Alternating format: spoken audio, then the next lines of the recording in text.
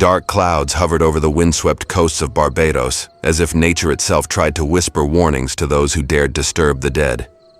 But in the quiet parish of Christchurch, beneath the ancient trees and sea-kissed tombstones, a mystery, far deeper than the soil, was about to unearth itself, inside a tomb that refused to stay still. They called it the Chase Vault, a burial crypt meant to house the deceased of the wealthy Chase family. A stone tomb built into the coral bedrock of the island, sealed tight with a heavy blue slab of marble. Nothing was meant to move it. Nothing was meant to escape it. But something did. What happened inside the Chase Vault over 8 terrifying years would baffle governors, priests, soldiers, and skeptics alike. Because every time the tomb was opened, the coffins inside were no longer where they had been placed. They had moved. Some were upright, some thrown against walls. One had flipped completely upside down. And yet, no signs of forced entry, no water damage, no earthquakes, no human tampering, only silence and horror. It began in 1807, when Thomasina Goddard was the first to be laid to rest inside the newly constructed vault. Alone, her simple wooden coffin sat undisturbed beneath the thick stone slab. But then, in 1808, the Chase family chose the vault to bury Mary Anna Chase, just 2 years old. Her coffin, heavier, metallic, sealed, was placed beside Thomasina's. Then, in 1812, Mary Anna's older sister, Dorcas Chase, followed. A teenage girl, tormented by family abuse, who had, rumor has it, taken her own life. And just weeks later, Thomas Chase, the patriarch known for his cruelty and rage, was brought in. As they lifted the marble slab and descended with his massive lead coffin, a silence fell. The other coffins had moved. Dorcas's coffin was upside down, leaning awkwardly against a corner.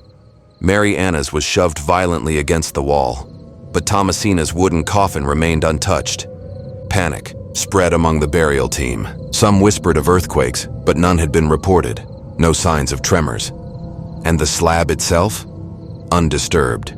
Still, they reset the coffins, placed Thomas's enormous casket at the center, and sealed the tomb once more. But the vault wouldn't rest. In 1816, the vault was reopened again for another Chase family funeral. This time, the inside was chaos.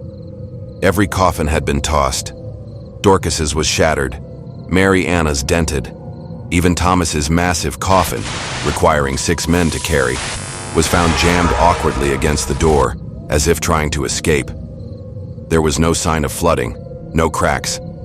The marble seal had not been broken. Still, officials tried to make sense of it. The vault was resealed. Sand was spread across the floor to catch footprints. A special government seal was placed on the entrance, and the slab cemented tight. Days turned into weeks, until July 17th, 1819. When the vault was reopened, the seal was unbroken, the sand untouched, but the coffins, once again, violently disturbed, smashed, overturned, shoved into corners like rag dolls. Even Thomas Chase's monstrous lead coffin had moved again, as though flung by some invisible force.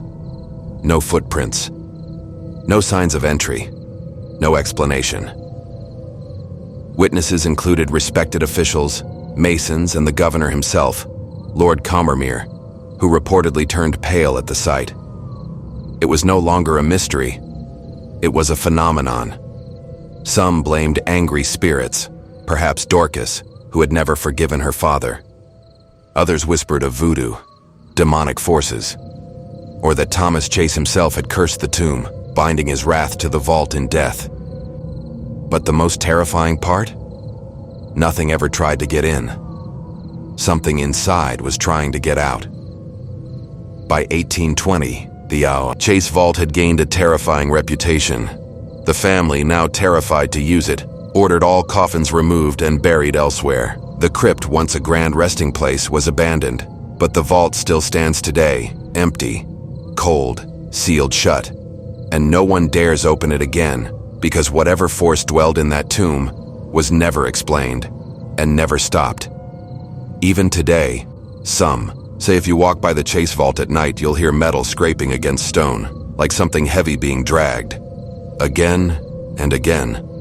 A restless echo from the dead, still trapped inside, still moving, waiting for someone to return.